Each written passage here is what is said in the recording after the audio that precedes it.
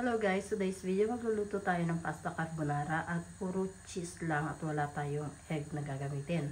Meron tayo ditong pasta, linguine, gorgonzola, dadini, pancetta. Meron tayong olive oil, pana fresca at parmesan. Yan ang ating mga ingredients para sa ating carbonara. And guys, magpapakulo na ako ng tubig para sa ating pasta.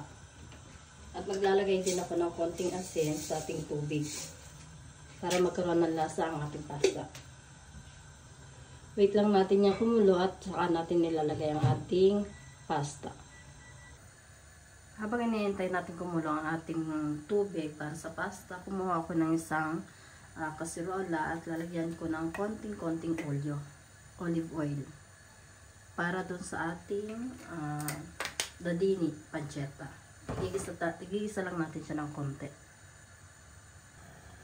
Ayan guys, medyo mainit na ang ating pan. Lagay na natin itong ating dadini.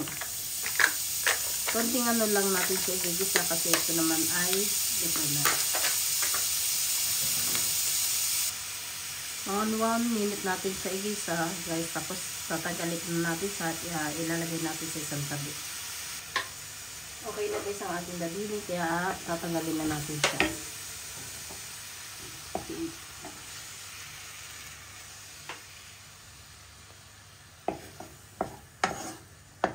Ito na ang ating dadini at lalagay muna natin siya sa isang tabi at hintayin natin yung pasta maluto. Kumukulo ng ating water. Kaya lalagay na natin yung ating pasta. Okay. Ituin lang natin siya na about 10 minutes.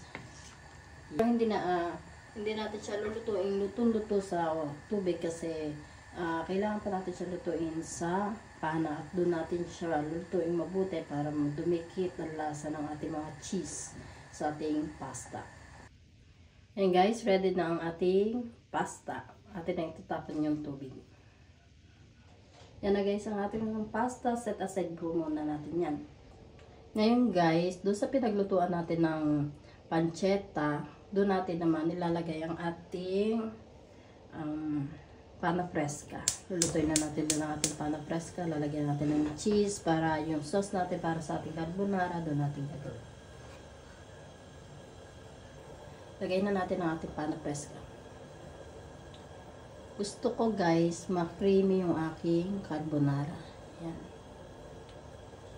Kaya nilahat ko na yung isang 5 ml liters na pana. At lalagyan din natin siya ng gorgonzola. Pero hindi natin dadamihan kasi yung gorgonzola po ay medyo maalat. Tatansyahin lang natin kung ano natin yung ating ilalagay sa ating gorgonzola. Sa ating pana. Yan.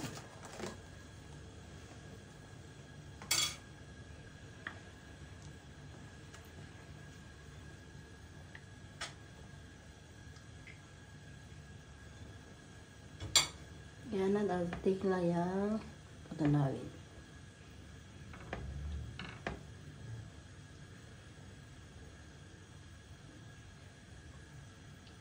Wait natin po siya hanggang mag-boil or kumulo. Yan guys, kung kumukulo na ng konti ang ating pana fresca, lagay na natin itong ating pasta. Yan. At dito na natin lulutuin ang ating pasta. Para kumapit yung ating cheese. Yan. At maging creamy siya. Ayan.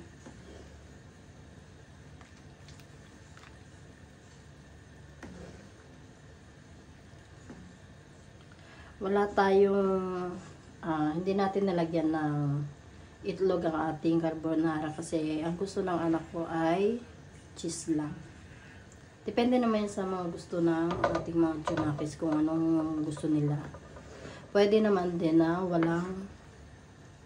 wala siyang itlog. Lagyan na rin natin yung ating dadini para lumasa din siya sa pasta. Yan. Ayan. Napakasimpleng luto lang. Napakadali. Ayan guys, ang ating carbonara. Hintayin lang natin siya maiga.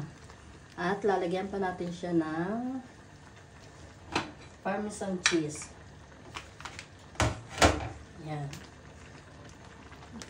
Ayan guys, lagyan natin siya ng Parmesan cheese. Para mas creamy ang ating carbonara.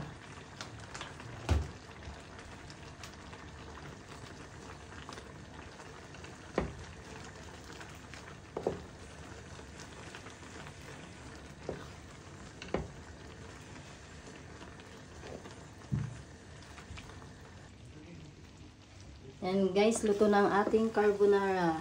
Cheesy. Yan. Atin na lang siyang ilalagay sa plato. Magpe-plating tayo guys. And guys, magsisimula na tayo maglagay sa plate. Yan.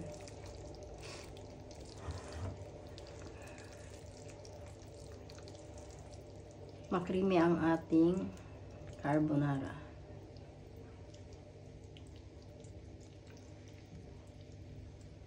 Yan. Lagyan natin siya ng mga dadini. Ay, ang ating pancetta. Lagay natin siya.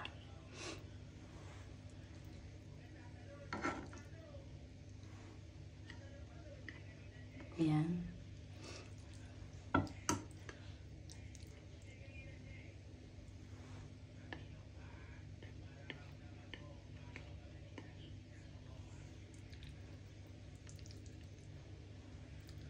Tayo mamimingwit ng ating pancetta. Yan.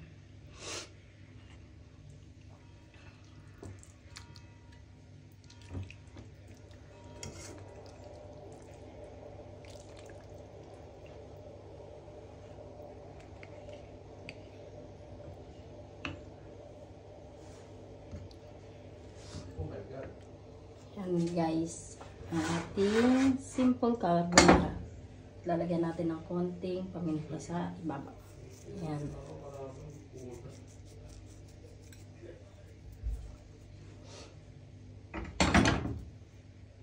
Okay guys, ito na ang ating finished product. Carbonara with cheese, gorgonzola, parmesan, and pancetta with panna fresca.